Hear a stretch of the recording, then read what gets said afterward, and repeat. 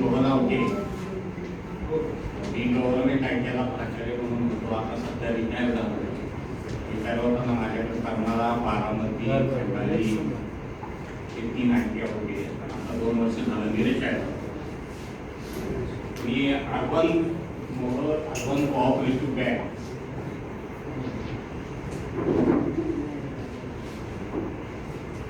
या ठिकाणी उपस्थित असलेले बँकेचे चेअरमन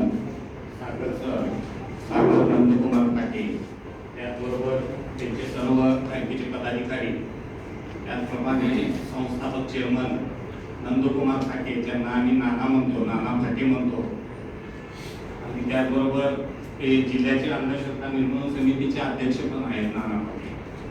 त्याचबरोबर आमचे माढा तालुक्याचे अंधश्रद्धा निर्मूलन समितीचे अध्यक्ष शिवाजीभाऊ पाटील, आणि त्याचबरोबर या ठिकाणी उपस्थित असलेले सर्व प्रतिष्ठित हिंगोलीतील नागरिक, ठेवीदार, कर्जदार आणि इतर संबंधित नागरिक. विषय असा आहे की मी या मोहोळ अर्बन कोऑपरेटिव्ह बँक शाखा टेंभुर्णी किंवा या बँकेचा खातेदारही नाही, ठेवीदारही नाही आणि काहीच नाही. तरी पण मी या ठिकाणी बोलायला उभारलो. मला जेव्हा कळलं की मोहोळ अर्बन बँकेचा टेंभुर्णी येथे ग्राहक मेळावा आहे, तेव्हा मी नानांना फोन केला किंवा मी उपस्थित राहणार. नाना म्हटले 4 शब्द तुम्ही बोला.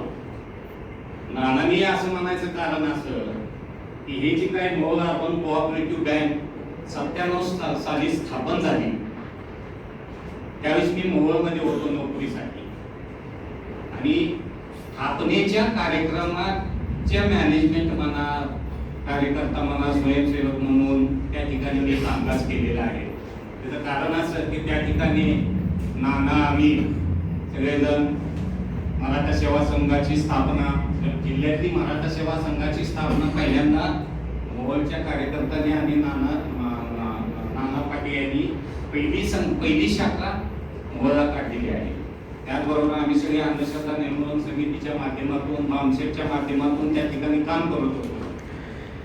आणि नानांचा स्वभाव म्हणजे अतिशय शांत, व्यवस्थित, सामाजिक आधार असलेला. हे विश्वासराव फाटेंचा सामाजिक त्यांना वारसा, त्यामुळं वैचारिक दृष्ट्या अतिशय सक्षम, आणि हे असं सगळं असल्यामुळं त्याच कालावधीमध्ये ते वेगवेगळ्या पदावर होते सामाजिक संघटनेच्या. त्याच कालावधीमध्ये त्यांना सर्व नेते मंडळींनी, वेगवेगळ्या पक्षाच्या किंवा राष्ट्रवादी पक्षाच्या नेते मंडळींनी त्यांना जबरदस्तीनं अगदी ग्रामपंचायतच्या निवडणुकीला उभा केलं. नुसतंच उभा केलं नाही तर त्यांना त्याचं सरपंच केलं, आणि त्यानंतर जिल्ह्याचे अध्यक्ष, प्रदेशाध्यक्ष, प्रदेश कार्यकारिणीमध्ये वगैरे गेले.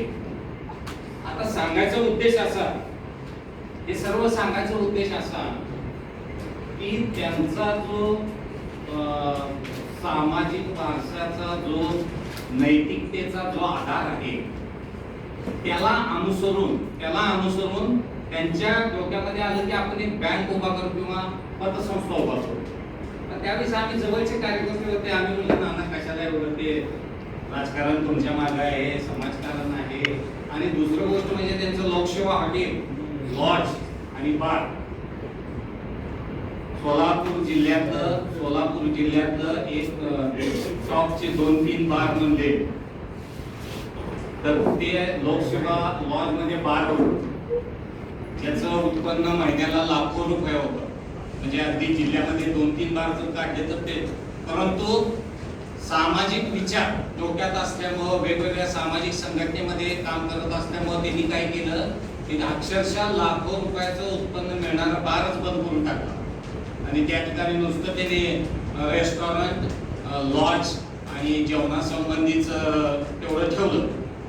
म्हणजे या व्यक्तीने या सर्व गोष्टी नैतिकतेच्या आधारे स्वीकारल्या, आणि त्याचाच आधार ह्या मोहोळ अर्बन कोऑपरेटिव्ह बँकेला. जेव्हा आम्ही त्यांना म्हटलं की नाना कशालाही करताय, आधीच तुमच्या मागं राजकारण आहे, समाजकारण आहे, एवढं लॉज आहे, लॉज वगैरे रेस्टॉरंट त्याने आणखी कशाला करता, तेव्हा त्याने आम्हाला असं सांगितलं या सर्व माध्यमातून बरेच गरीब लोक माझ्याकडे येतात. कुणाचं लग्नाचं काम आहे, कुणाचा ऍक्सिडेंट झालंय, कुणाचं दवाखान्याचं आहे आणि ते माझ्याकडे मदतीनं बघतात, मदत करतील असं बघतात. त्यावेळेस मी जास्तीत जास्त 5-10 हजार मदत करू शकतो, 5-10 हजार रुपयाची. परंतु ते असं हजारो लाखो रुपयाची मदत करू शकत नाही. आणि ती मदत गरीब लोकांना व्हावी म्हणून मी पतसंस्था किंवा बँक काढायच्या उद्देशानं ही त्यांनी बँक काढलेली आहे. आणि मी आज अक्षरशः 30 वर्षानंतर हेच बोलायला आलेलो आहे की तेव्हाचा जी त्यांची वैचारिक भूमिका आहे ती वैचारिक भूमिका आज आपल्याला त्या टेबलवरून 31 मार्च 2025 अखेर बँकेची आर्थिक स्थिती अंतर्गत आपण जर पाहिलं, बऱ्याच शाखा नाही, 2च शाखा आहेत.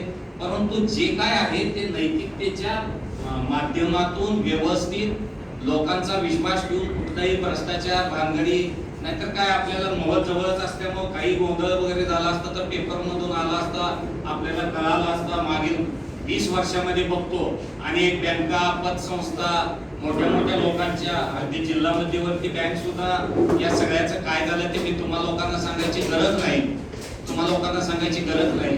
तरी मला यासाठी सांगायला उभारलेलं आहे की ही मोर अर्बन बँक ज्या विचारातनं नाना फाटेंनी चालू केली तो विचार 30 वर्षानंतर त्याचा जेव्हा मी आढावा घेतो तोच ठेवलेला आहे त्यांनी.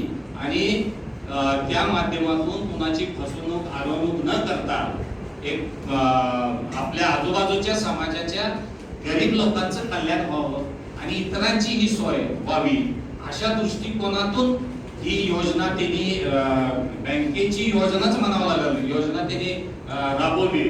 त्याबद्दल मी त्यांचं आपल्या सर्वांतर्फे किंवा माझ्यातर्फे नाना फाटे, त्यांचे परिवार आणि जे पदाधिकारी आहेत, पुन्हा जे काही कर्मचारी आहेत, या सगळ्यांचा आभार मानून मी माझे 2 शब्द थांबवतो.